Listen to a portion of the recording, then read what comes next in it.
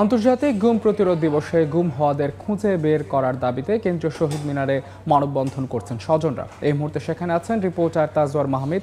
সরাসরি যাচ্ছে তার কাছে।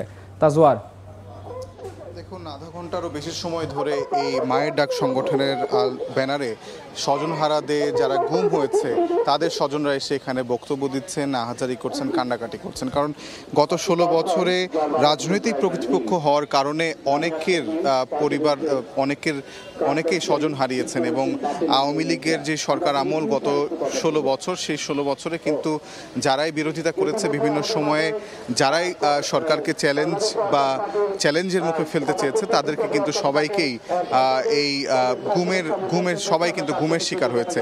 যার কারণে আজকে আন্তর্জাতিক গুম প্রতিরোধ দিবস, এবং এই আন্তর্জাতিক গুম প্রতিরোধ দিবসে কিন্তু সবাই একত্রিত হয়েছে শহীদ মিনারে।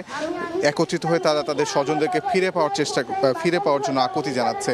যদিও তাদের এখন কি অবস্থায়, কোথায় আছে সেই বিষয়ে কিন্তু কোনো ধরনের খবর পাওয়া যায়নি। কেবলমাত্র 3 জন, অর্থাৎ মাইকেল চাকমা, ব্রিগেডিয়ার আজমি এবং ব্যারিস্টার আরমান, এই 3 জনই শুধুমাত্র আয়নাঘর নামক যে ধারণাটি আছে সেই আয়নাঘর থেকে বেরিয়ে এসেছে, জনসম্মুখে কথা বলেছে।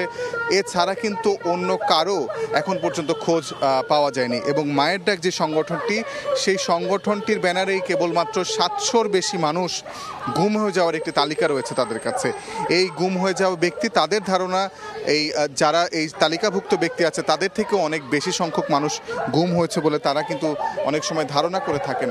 তবে এখানে যে চিত্র সেটিতে দেখা যাচ্ছে যে যারা গুম হয়েছে বিভিন্ন সময়, তাদের মধ্যে অধিকাংশই আওয়ামী লীগের বিরোধী রাজনৈতিক দলের কর্মী ছিল। তাছাড়াও কিন্তু অনেকে সাধারণ মানুষও ছিল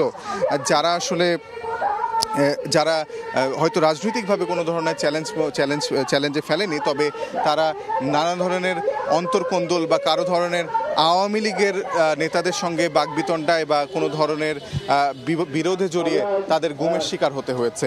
অর্থাৎ যে চিত্র, সেটি কিন্তু চরম মানবাধিকার লঙ্ঘনের একটি চিত্র গত 16 বছর ধরে ফুটে উঠেছে।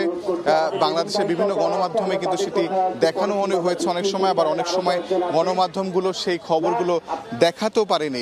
কারণ এই সংগঠনের, অর্থাৎ গুম হওয়া স্বজনদের যে বক্তব্য বা ডাক, সেটাও কিন্তু প্রচারে অনেক ধরনের বাধা গত 16 বছরে গণমাধ্যমগুলোকে সেই বাধার সম্মুখীন হতে হয়েছে। অর্থাৎ এখানে চরম একটি মানবাধিকার লঙ্ঘন হয়েছে এবং সেই মানবাধিকার লঙ্ঘনের কারণে কিন্তু আজকে স্বজনদের ফিরে পেতে আজকে স্বজনরা দাঁড়িয়েছে। তো এই ছিল শহীদ মিনার থেকে আমার কাছে সর্বশেষ। গুম হওয়া ব্যক্তিদের খুঁজে বের করার দাবিতে শহীদ মিনারে চলছে মানববন্ধন। সরাসরি যুক্ত ছিলাম সেখানে।